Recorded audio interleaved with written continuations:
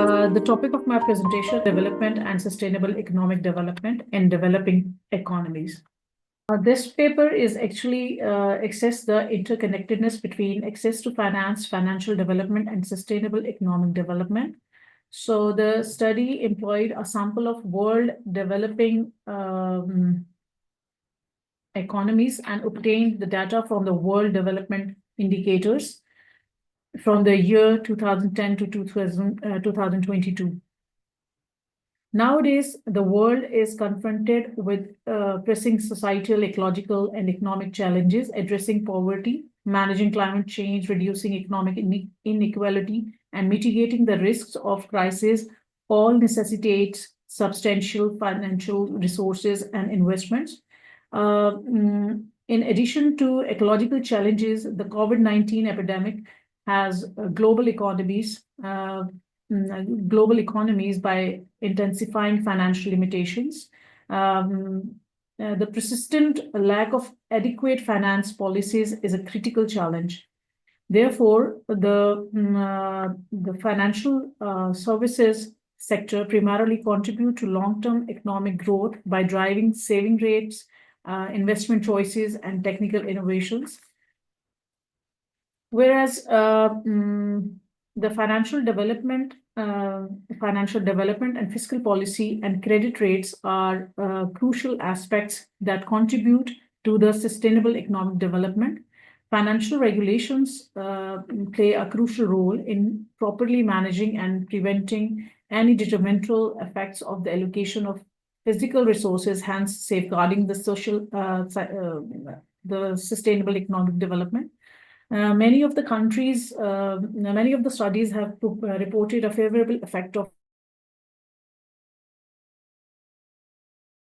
financial development, and some have shown the dissenting opinions, and some were showing the positive results. Whereas I have found the gap in the previous studies, which is actually exploring the impact of financial development on the sustainable economic development, considering the sustainability factors such as depletion of natural resources and environmental degradation. The prior studies do not assess the moderating influence of financial excess and other socioeconomic factors on the linkage between financial development and sustainable economic development. So our study will be, contributing in three folds. The first one is it will take into consideration the collective influence of financial development and sustainable economic development, while also considering the conditional influence of access to finance.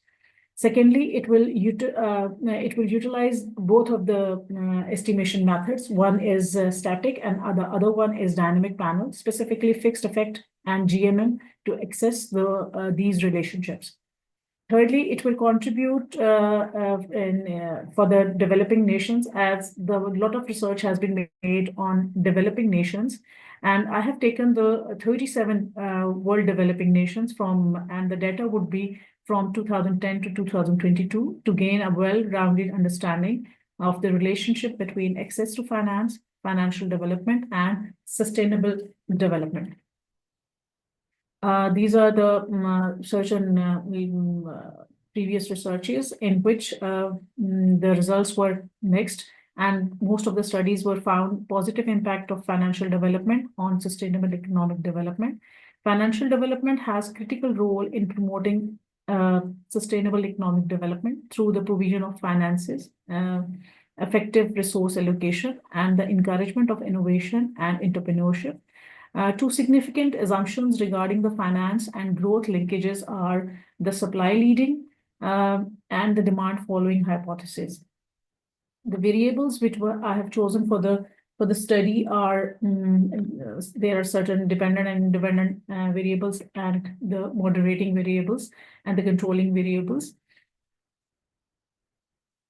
So the first table, which is related to the descriptive statistics, it clearly shows that the minimum and maximum values are in range. So there is no issue of outliers. Mean values are in range, and the standard deviation values are depicting less variation. So no outliers are present here. And to to check the multicollinearity, another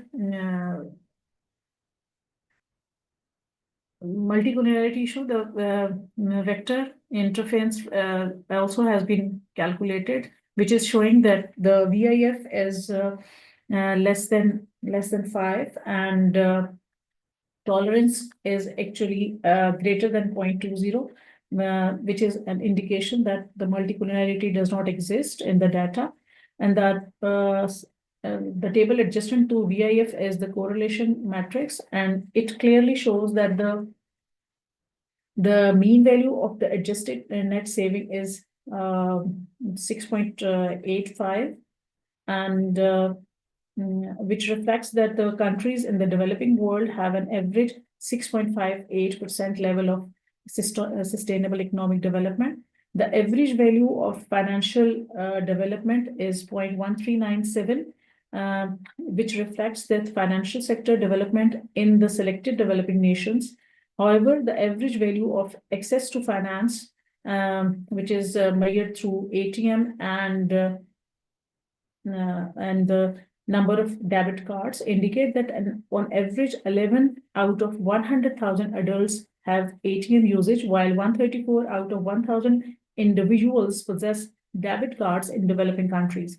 However, developing nations have an average 3.47%, 9.32%, and 59% of FDI, which is foreign direct investment, natural resources abundance, and level of trade openness, respectively.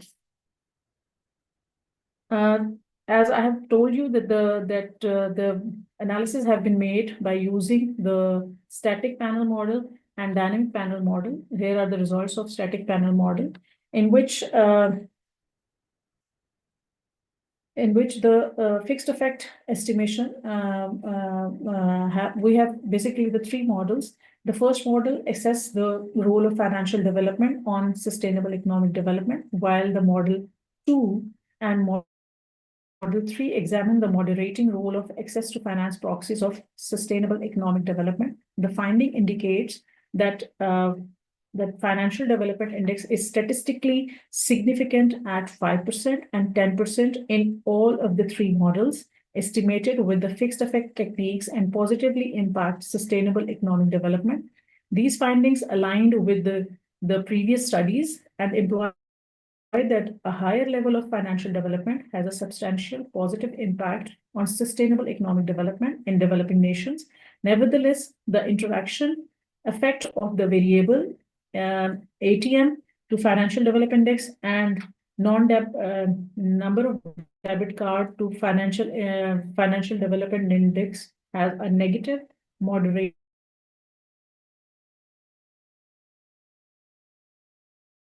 impact. Hence, financial development and sustainment in this way suggests that there are numerous advantages in terms of overall progress and improvement of the financial system, but these benefits will be embedded in the financial services, which are not accessible or inclusive to all individuals. Whereas the control variables have positively enhanced the sustainable development in emerging nations and support the pollution hollow effect hypothesis, indicating that financial development that the FDIs improve environmental quality and sustainable development. Additionally, total natural resources is found detrimental to sustainable development in developing economies and validate the resource curse hypothesis in the context of developing countries. However, the findings of trade openness remain statistically insignificant in all three models, as we can see that. And the static model, this was the static model, and dynamic panel model estimation is giving the exactly same results as the static model is providing.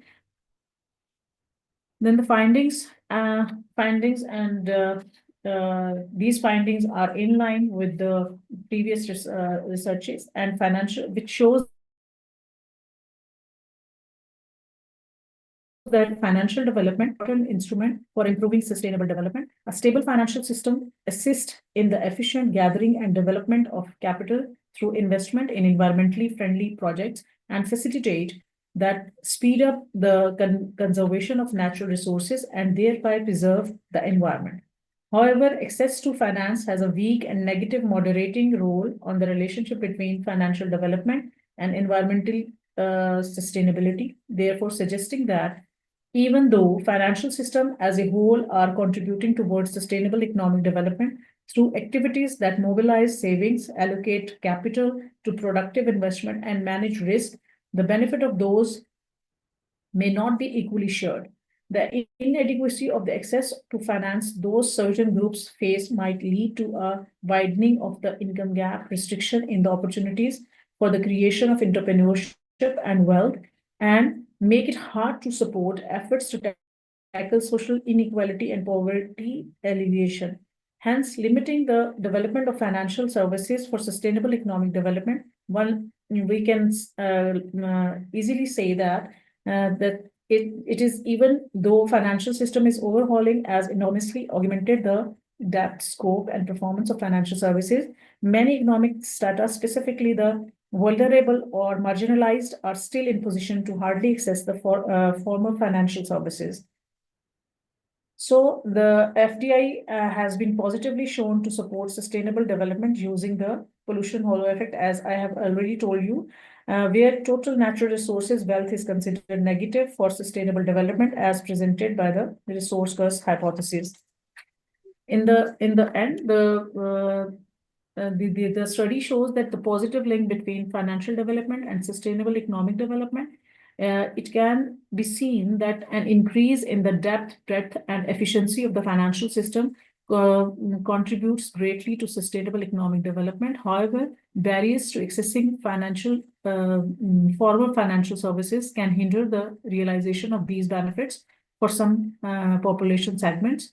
Taking into consideration the outcomes of the research, there are many implications for policymakers, practitioners, and anyone who is involved in development activities. First and foremost, the goal is to develop policies and initiatives directed and widening financial inclusion and access to finance, primarily for undeserved or marginalized communities.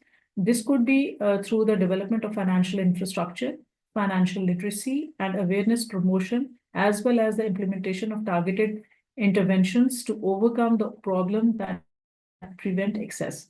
Furthermore, efforts to promote financial development should be made in combination with policies to reinforce financial inclusion and financial services accessibility in a bid to make sure the benefit of financial growth are distributed equally across the whole society. Future research can be made through the comparison of developing or developed countries for comparing the findings of these two segments. Thank you very much.